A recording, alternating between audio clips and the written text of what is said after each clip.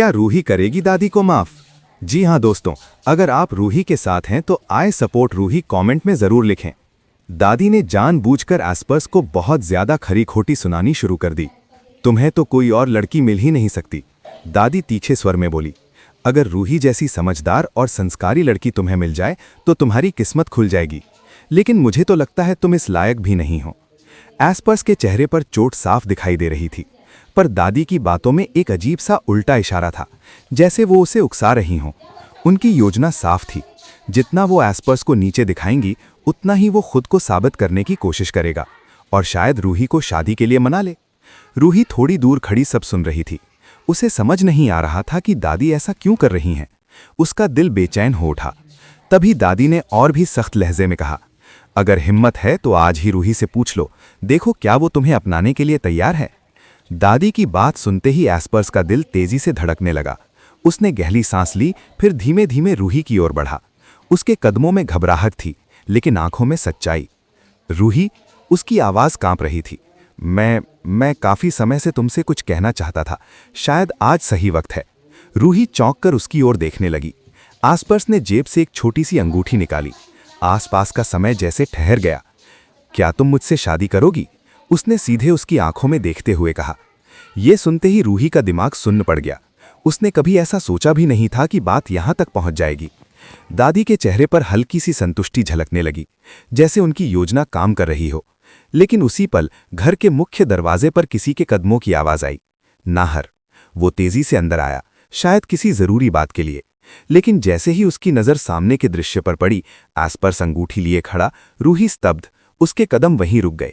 दादी की नजर भी नाहर पर पड़ गई। उनकी भौहें तन गई। उन्हें हमेशा से नाहर का रूही के आसपास रहना पसंद नहीं था। उनके मन में तुरंत डर जागा, कहीं रूही का मन इस लड़के की तरफ तो नहीं झुक गया।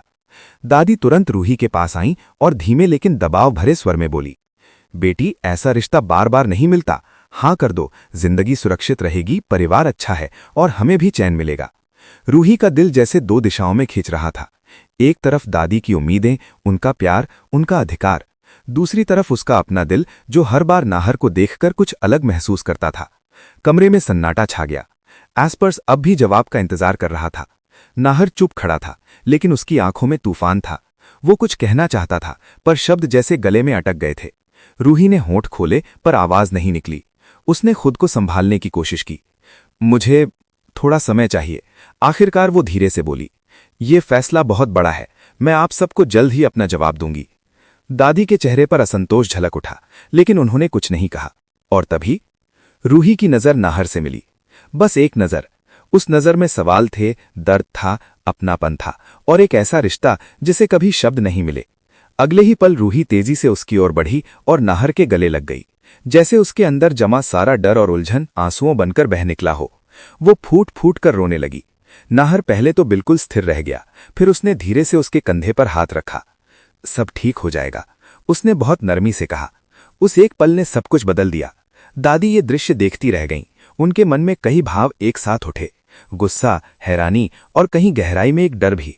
शायद उन्होंने पहली बार महसूस किया कि रूही अब बच्ची नहीं रही। उसका अपना दिल है, अपनी पसंद है। एस्पर्स ने धीरे से अंगूठी वापस जेब में रख ली। उसके चेहरे पर निराशा थी, लेकिन उसने कुछ नहीं कहा। वो समझ गया था, रिश्ते सिर्फ समझदारी से नहीं, दिल से बनते हैं। कमरे की हवा भारी हो गई। कुछ देर बाद रूही ने खुद को संभाला और नाहर से अलग हुई। उसने आंसू पोंछे, फिर दादी की तरफ देखा।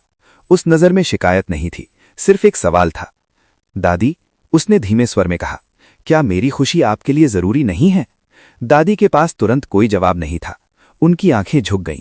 उन्हें याद आया, जब रूही छोटी थी और गिर जाती थी तो सबसे पहले वही दौड़कर उसे उठाती थी। आज भी वो वही रूही थी, बस बड़ी हो गई थी। उस रात दादी देर तक सो नहीं सकी। उन्होंने सोचा, क्या उन्होंने सच में रूही की भलाई चाही या सिर्फ अपनी सोच उस पर थोपने की कोशिश की। अगले सुबह जब रूही आंगन में खड़ी थी, दादी धीरे धीरे उसके पास आईं। कुछ पल दोनों चुप रहीं। फिर दादी बोली, अगर मैंने तुझे दुख पहुंचाया है तो मुझे माफ कर दे बेटी।